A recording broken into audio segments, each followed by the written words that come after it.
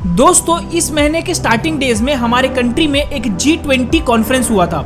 इस कॉन्फ्रेंस को बहुत सारे डिफरेंट नेशंस ने अटेंड किया था और ये कॉन्फ्रेंस बहुत ही सक्सेसफुल रहा क्योंकि इस कॉन्फ्रेंस में हर एक नेशंस ने अपने मुद्दे खुलकर लोगों के सामने रखे। बहुत सारी चीजें डिस्कशन हुई और इस कॉन्फ्रेंस का बेनिफिट इंडिया को जियोपॉलिटिकल लेवल पे भी हुआ। इस कॉन्फ्रेंस की वजह से जब इतने सारे डिफरेंट नेशंस ने हमारे कंट्री में विजिट किया तो उन्हें हमारे कंट्री की डाइवर्सिटी पता चली, उन्हें हमारे कंट्री का कल्चर पता चला। इसकी वजह से हमारा जो जियोपॉलिटिकल इन्फ्लुएंस था वो और भी ज्यादा मजबूत और भी ज्यादा उभर कर बाहर आया। एक तरफ तो पूरी दुनिया हमारे साथ रिलेशंस अच्छे रखना चाहती है, पूरी दुनिया हमारे साथ ट्रेड करना चाहती है क्योंकि इंडिया सबसे फास्टेस्ट ग्रोइंग इकोनॉमी में से एक है। वहीं पे दूसरी तरफ G20 कॉन्फ्रेंस खत्म होने के जस्ट कुछ दिन बाद कनाडा, जहां पे इंडिया की सबसे ज्यादा पॉपुलेशन रहती है, मतलब कि अगर आप दूसरे कंट्री से कंपेयर करोगे तो सबसे ज्यादा इंडियंस अगर किसी फॉरेन कंट्री में रहते हैं तो वो है कनाडा। इसके हिसाब से तो हमारे कनाडा के साथ रिलेशनशिप सबसे अच्छे होने चाहिए, लेकिन ऐसा है नहीं। G20 कॉन्फ्रेंस खत्म होने के जस्ट कुछ दिन के बाद ही कनाडा के प्राइम मिनिस्टर जस्टिन ट्रूडो ने इंडिया के बारे में ये कहा। Over the past number of weeks, Canadian security agencies have been actively pursuing credible allegations of a potential link between agents of the government of India and the killing of a Canadian citizen, Hardeep Singh Nijjar.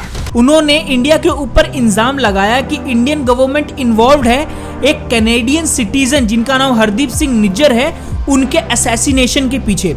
अब मैं आपको हरदीप सिंह निज्जर के बारे में एक छोटी सी बात बता देता हूं कि कनाडा, जो कि इस हरदीप सिंह निज्जर को अपना सिटीजन बता रही है, उसे इंडियन गवर्नमेंट आज से कुछ साल पहले ही एक टेररिस्ट अनाउंस कर चुकी है।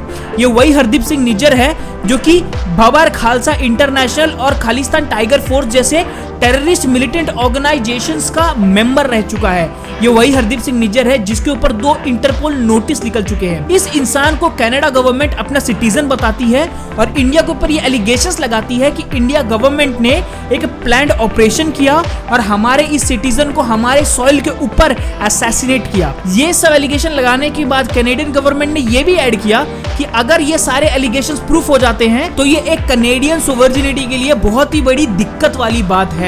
Any involvement of a foreign government in the killing of a Canadian citizen on Canadian soil is an unacceptable violation of our sovereignty. ये सारे एलिगेशंस लगाने के बाद कनाडा गवर्नमेंट ने इंडियन इंटेलिजेंस के कैनेडियन ब्रांच के ऑफिसर को वहां से निकाल दिया, जिसके रिस्पांस पे इंडियन गवर्नमेंट ने भी कैनेडियन डिप्लोमेट को 5 दिन के अंदर इंडिया छोड़ने की बात कही है। मतलब उन्होंने भी कैनेडियन डिप्लोमेट को इंडिया से बाहर कर दिया है। आपके दिमाग में एक सवाल उठ रहा होगा कि एक तरफ जहां पे कनाडा में सबसे ज्यादा पॉपुलेशन इंडियन है, वहीं पे दूसरी तरफ ये गवर्नमेंट हमारे इंडिया के ऊपर इतने सारे एलिगेशंस लगा भी क्यों रही है। अब आप जरा ये वर्ड को पकड़िए, एलिगेशंस। एलिगेशन मतलब होता है कि इल्जाम, कोई प्रूफ नहीं है इनके पास अभी तक। और जितनी भी इन्वेस्टिगेशन हुई है इसमें कैनेडियन गवर्नमेंट ने कोई प्रूफ नहीं रखा है जो भी ये एलिगेशंस लगा रहे हैं। ये सिर्फ और सिर्फ एक एलिगेशंस है जो कि इन लोगों को लगता है कि ऐसा हुआ है। तो आज की इस वीडियो में मैं आपको यही समझाऊंगा कि ये कहानी क्या है, ऐसा कैनेडियन गवर्नमेंट क्यों कह रही है और इतने सारे दिक्कत क्यों आ रहे हैं कैनेडियन गवर्नमेंट और इंडियन गवर्नमेंट के पीछे। एक चीज मैं आपको ऐड कर दूं कि ये सारे दौरान के बीच में इंडियन गवर्नमेंट ने कनाडा के साथ अपना फ्री ट्रेड एग्रीमेंट फिलहाल के लिए रोक दिया है और ये भी अनाउंस कर दिया है कि अब किसी भी इंडियन को कनाडा का वीजा बहुत आसानी से नहीं मिलेगा। तो आज के इस वीडियो में हम लोग यही सारी चीजें जानने की कोशिश करेंगे, लेकिन उससे पहले अगर आप हमारे चैनल पे पहली बार आए हैं, चैनल को सब्सक्राइब कर दो, वीडियो को लाइक कर दो, वीडियो को शेयर कर दो। आपका इसमें कुछ नहीं लगता, लेकिन माँ कसम यार बहुत मेहनत लगती है। हंड्रेड्स ऑफ वीडियोस बना चुका हूँ, अभी तक 1000 सब्सक्राइबर भी पूरे नहीं हुए मेरे भाई। बहुत मेहनत लगती है, घंटों मेहनत करता हूँ तब जाके वीडियो आप तक पहुँचती है। आप बस इतना करो कि थोड़ी सी मेहनत करो, वो लाल बटन को दबा दो। बहुत ज़्यादा हिम्मत और बहुत ज़्यादा मोटिवेशन मिलती है जब आप एक सब्सक्राइब बटन को दबाते हो। प्लीज़ सब्सक्राइब कर दो।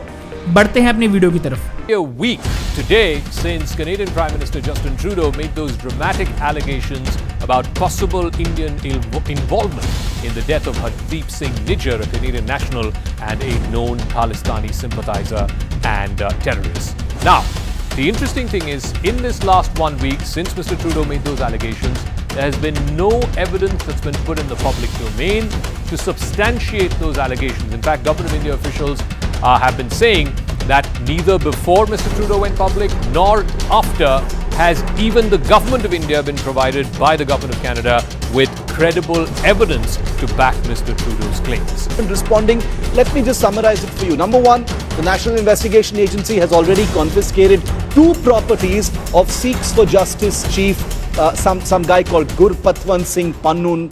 तो अभी की इस पूरी कहानी को समझने के लिए आपको थोड़ा हिस्ट्री समझना बहुत ज़्यादा ज़रूरी है, ताकि आपके सारे सवालों के सही सही जवाब आपको मिल सके।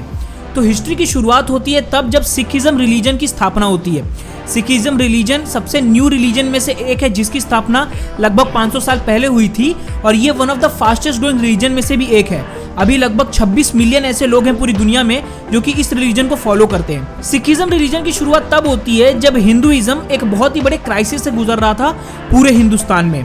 उस टाइम पे ज़्यादातर जो भी एम्परर्स थे वो इस्लामिक रिलीजन से बिलोंग करते थे, मतलब कि ज़्यादातर मुगल्स लोग उस टाइम पे राज करते थे, और ये सारे के सारे एम्परर्स अपने इस्लामिक रिलीजन को लेके बहुत ही ऑर्थोडॉक्स मेंटालिटी रखते थे।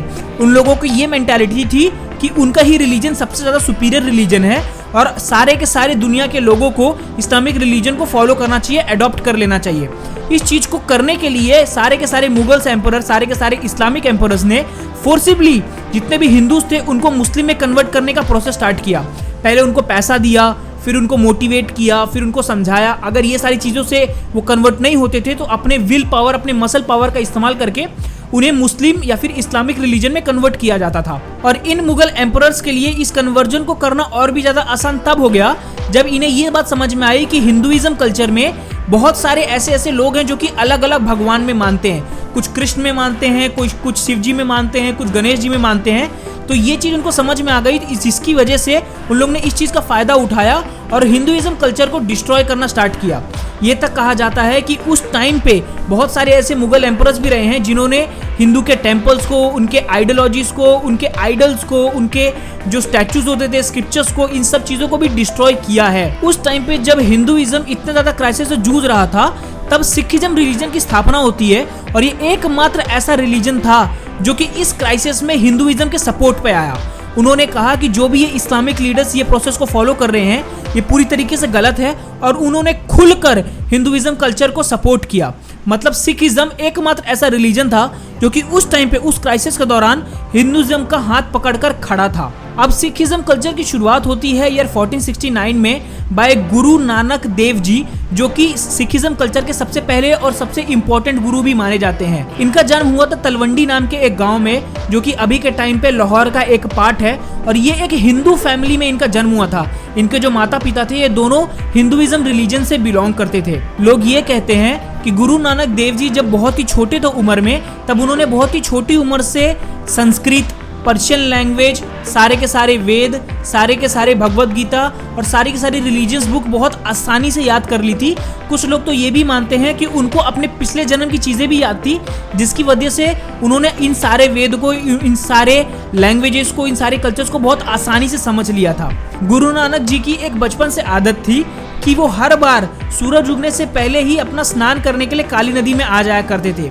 ऐसे ही एक दिन जब वो स्नान करने के लिए काली नदी के अंदर डुबकी लगा रहे थे, तब वो डुबकी लगाने के बाद सतह पर नहीं आए। इस चीज़ से डर कर भाई मर्दाना ने काफ़ी समय तक वहाँ पे इंतज़ार किया, और जब गुरु नानक जी सतह पर नहीं आए तब वो गांव की तरफ भागा, और गांव की तरफ उन्होंने मदद की गुहार लगाई। फिर सारे के सारे गांव वाले लोगों ने आके गुरु नानक जी को उस नदी में खोजने की कोशिश की, लेकिन गुरु नानक जी वहाँ पे मिले नहीं। लेकिन सडनली 3 दिन के बाद गुरु नानक जी अचानक से उसी गांव में आते हैं, और अब उनके फेस पर एक अलग सा ग्लो था, उनकी आंखों में एक अलग सी चमक थी, और उन्होंने काफ़ी समय तक कुछ भी नहीं बोला। वो बस एक सन्यास के मोड में थे। वो जब भी बैठते थे सीधा मेडिटेशन करने लगते थे। और भाई मर्दाना जब भी उनसे पूछा करते थे कि 3 दिन तक तुम कहाँ थे, कैसे जिए, क्या किया, क्या हुआ, तो उन्होंने कोई भी जवाब नहीं दिया। लेकिन फाइनली जब उन्होंने अपने मुंह से अपने सबसे पहले शब्द निकाले तो उन्होंने कहा, ना कोई हिंदू ना कोई मुसलमान।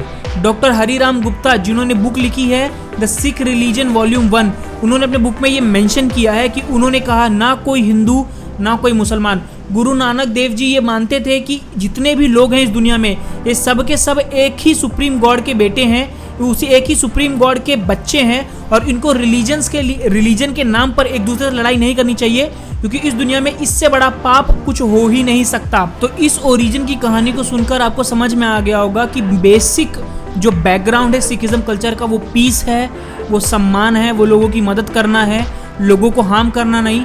वहीं पे आज के टाइम पे अगर आप देखेंगे तो ऐसे बहुत सारे टेररिस्ट ऑर्गेनाइजेशंस हैं जो कि अपने आप को सिख बुलाते हैं, जो कि अपने आप को सिखिज्म रिलीजन से कंपेयर करते हैं, बोलते हैं कि हम इसका पार्ट हैं, और वो इन प्रीचिंग को होल्ड ही नहीं करते। वो लोग ऑर्गेनाइजेशन क्राइम्स करते हैं, असैसिनेशंस करते हैं, बॉम्बिंग करते हैं और अपने आप को सिख रिलीजन का एक हिस्सा बताते हैं। लेकिन अब आपके दिमाग में सवाल उठ रहा होगा कि जब सिखिज्म रिलीजन आपको ये सब सिखाता है तो अचानक से लोगों ने वायलेंस का एक रूट क्यों अपना लिया? तो इस चीज की शुरुआत होती है जब ब्रिटिशर्स ने हमारे इंडिया पे कब्जा करना स्टार्ट किया। ब्रिटिशर्स ने पूरे इंडिया पे कब्जा तो कर लिया, लेकिन स्टार्टिंग पीरियड में ब्रिटिशर्स के पास इतनी पावर नहीं थी कि वो पंजाब को कब्जा कर सके, जब पंजाब को महाराणा रंजीत सिंह रूल कर रहे थे। लेकिन महाराणा रंजीत सिंह के डेथ के बाद ब्रिटिशर्स ने पंजाब के ऊपर हमला किया और पंजाब को पूरी तरीके से कैप्चर कर लिया। उस टाइम सिख लोगों को लगा कि जब ब्रिटिशर्स हिंदुस्तान को छोड़कर जाएंगे तब वो लोग भी पंजाब को भी छोड़ के चले जाएंगे और पंजाब को सिख लोगों को वापस कर देंगे। लेकिन ऐसा हुआ नहीं। 1930s में जब इंडिपेंडेंस इंडिया की बात चल रही थी और ब्रिटिशर्स हमारे इंडिया को छोड़ के जाने वाले थे, तब जिन्ना ने लाहौर रिजोल्यूशंस को पास करने की मांग की। इस रिजोल्यूशन में जिन्ना ने मुस्लिम रिलीजन के लिए एक अलग कंट्री की मांग की और ये जो डिवीजन होने वाला था ये रिलीजन बेसिस पे होने वाला था। इस चीज से पंजाब के लोग कोई बहुत ज्यादा खुश नहीं थे, क्योंकि उनको ये बात पता थी कि अगर पाकिस्तान नाम की एक कंट्री बनी तो पंजाब का जो मैक्सिमम पार्ट है वो पाकिस्तान चला जाएगा। मतलब कि पंजाब के जितने भी हिस्टोरिकल और इम्पोर्टेंट और एशियन मॉन्यूमेंट्स थे वो सब पाकिस्तान शिफ्ट हो जाएंगे। इस चीज को अपोज करने के लिए श्रीमनी अकाली दल, जो कि एक ऑर्गेनाइजेशन है जो कि पंजाब में ऑपरेट करती है और सिख लोगों के लिए आवाज उठाती थी, वो ऑर्गेनाइजेशन ने इस रेजोल्यूशन को अपोज किया। उन्होंने कहा कि अगर पाकिस्तान बनेगा तो उन्हें भी एक ऐसी कंट्री चाहिए जो कि सिर्फ और सिर्फ सिख लोगों के लिए बनाई जाएगी। उन्होंने ये भी कहा कि हिंदू लोग जो ये बोलते हैं कि सिखिज्म उनके ही कल्चर का एक पार्ट है, वो ऐसा नहीं है। सिखिज्म भी एक अलग रिलीजन है और हमें भी इसके लिए एक अलग से एक कंट्री चाहिए। उन्होंने अपने एक रीजन का एक ब्लूप्रिंट भी दिया कि उन्हें एक ऐसा कंट्री चाहिए जिसके अंदर पंजाब स्टेट इंक्लूड हो, हिमाचल प्रदेश हो, हरियाणा हो और कुछ पार्ट यूपी और एमपी का भी हो, और इतना बुरा पार्ट उन्हें चाहिए जो कि एक सिर्फ और सिर्फ सिख लोगों के लिए एज अ कंट्री आप निकाल कर देंगे हिंदुस्तान से, इस तरीके से आपने एक पाकिस्तान निकाल कर दिया है मुस्लिम लोगों को। इस चीज की डिमांड की, लेकिन इस चीज को पूरी तरीके से नकार दिया है इंडियन गवर्नमेंट ने। और इंडियन गवर्नमेंट ने उस टाइम पे सिर्फ और सिर्फ एक स्टेट दिया जो कि पंजाब के नाम से जाना जाता है, और इस स्टेट को एक सिख स्टेट भी माना गया। लेकिन इसमें भी एक बहुत बड़ा प्रॉब्लम था कि उस स्टेट का जो कैपिटल था चंडीगढ़, उसे पंजाब के लोगों को हरियाणा के साथ शेयर करना पड़ रहा था। मतलब हरियाणा और पंजाब का एक कॉमन कैपिटल था, वो था चंडीगढ़, और इस चीज से भी पंजाब के लोग बहुत ज्यादा कोई खुश नहीं हुए थे। लेकिन उस टाइम के लिए बात काफी दब गई थी। लेकिन बात फिर से निकलती है ईयर 1970s में। अर्ली 1970s में फिर से एक आवाज उठने लगी जिसमें उन लोगों ने फिर से एक सेपरेट कंट्री की मांग की सिख लोगों के लिए, क्योंकि पंजाब के जितने भी लोग थे वो बिल्कुल भी सेंट्रल गवर्नमेंट से खुश नहीं थे ड्यू टू मल्टीपल रीजंस। इसमें से एक बहुत बड़ा रीजन ये था कि सेंट्रल गवर्नमेंट उनके स्टेट गवर्नमेंट को बार बार गिरा दे रही थी।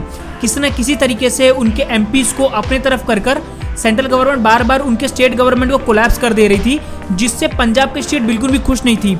सेकंड रीजन ये था कि पंजाब के स्टेट को अपने कैपिटल चंडीगढ़ को हरियाणा के साथ शेयर करना पड़ रहा था। और थर्ड और सबसे बड़ा इंपॉर्टेंट रीजन ये था कि पंजाब को अपना पानी हरियाणा और हिमाचल प्रदेश के साथ शेयर करना पड़ रहा था, और पंजाब रीजन को सिर्फ 23% ऑफ टोटल वाटर मिल रहा था, जिसकी वजह से पंजाब के फार्मर्स को बहुत ज़्यादा प्रॉब्लम भी फेस करनी पड़ रही थी।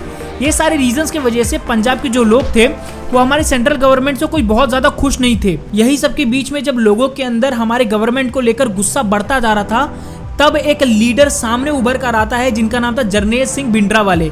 ये एक बहुत ही कैरिस्मेटिक लीडर थे और ये एक फार्मर फैमिली से आते थे। ये बहुत ही ऑर्थोडॉक्स सिखिज्म को प्रमोट करते थे, मतलब कि कट्टर सिखिज्म को प्रमोट करते थे कि आपको सिखिज्म को वर्ड टू वर्ड जैसे जैसे बुक में मेंशन्ड है वैसे वैसे फॉलो करना चाहिए। आपको अपने बाल नहीं कटाने चाहिए, आपको शराब नहीं पीनी चाहिए, आपको अपने टर्बन नहीं उतारना चाहिए, ये सारी चीजें आपको फॉलो करनी चाहिए। इस चीज को भिंडरावाले बहुत ज्यादा सपोर्ट करते थे। और जरनैल सिंह भिंडरावाले खालिस्तान को भी प्रमोट कर रहे थे। अभी खालिस्तान क्या है? खालिस्तान मतलब वो रीजन जो कि वो लोग मांग रहे थे सिख लोगों के लिए। वो लोग मांग रहे थे कि खालिस्तान नाम का भी एक कंट्री होना चाहिए जो कि सिर्फ और सिर्फ सिख लोगों के लिए हो। इस चीज को जरनैल सिंह भिंडरावाले ने बहुत ज्यादा प्रमोट किया, जिसकी वजह से उनको यूथ से बहुत ज्यादा सपोर्ट मिला। जरनैल सिंह भिंडरावाले कोई महात्मा गांधी के पाथ को फॉलो नहीं करते थे। वो ये बोलते थे कि हमें अपने चीजों को हासिल करने के लिए जो भी रास्ता अपनाना पड़े हमें अपनाना चाहिए। जनरल सिंह भिंडरावाले ने लोगों को बोला कि अगर आपको हथियार उठाना पड़े तो आप हथियार उठाइए, लेकिन अपनी चीज़ों को मांगिए, छीनिए, जो करना पड़े आप कीजिए, लेकिन आपको आपकी चीज़ें आपके पास होनी चाहिए। इस चीज़ को प्रमोट करते करते जनरल सिंह भिंडरावाले को बहुत ज़्यादा पॉपुलैरिटी मिली, बहुत ज़्यादा फेम मिला, बहुत ज़्यादा सपोर्ट मिला और फाइनली इनके कहने पर पंजाब के लोगों ने, इनके सपोर्टर्स ने अपने हथियार हाथ में उठा लिए और सेंट्रल गवर्नमेंट को अपोज करने के लिए खुलेआम लोगों को मारना चालू कर दिया, असैसिनेशंस करने चालू कर दिए, बॉम्बिंग करनी चालू कर दी। और फाइनली भिंडरावाले को जवाब देने के लिए हमारी सेंट्रल गवर्नमेंट ने लोगों को रोकने के लिए कई बार हथियार उठाए, कई बार लाठीचार्ज किया, जिसकी वजह से भिंडरावाले ने फाइनली हमारा जो गोंडल टेम्पल है अमृतसर, उसमें अपना एक गुजारा बैठाया, मतलब अपना हेडक्वार्टर बना लिया हमारे गोल्डन टेम्पल को और वहाँ से ऑपरेट करना स्टार्ट कर दिया। इंडियन सेंट्रल गवर्नमेंट को जब ये बात समझ में आई कि ये चीज़ें हद से ज़्यादा बढ़ रही हैं, तो उन्होंने ऑपरेशन ब्लू स्टार को लॉन्च किया इन 1984। इस ऑपरेशन ब्लू स्टार का मकसद ये था कि उन्हें भिंडरावाले को जिंदा या मुर्दा अमृतसर गोल्डन टेम्पल से बाहर लाना है और कुछ भी करके इस असैसिनेशन और इस बॉम्बिंग को रोकना है। इस चीज़ के पीछे ऑपरेशन ब्लू स्टार को कंडक्ट किया गया और फाइनली भिंडरावाले को 2 दिन के अंदर अमृतसर के गोल्डन टेम्पल से मार गिराया गया और उसको वहाँ से बाहर लाया गया।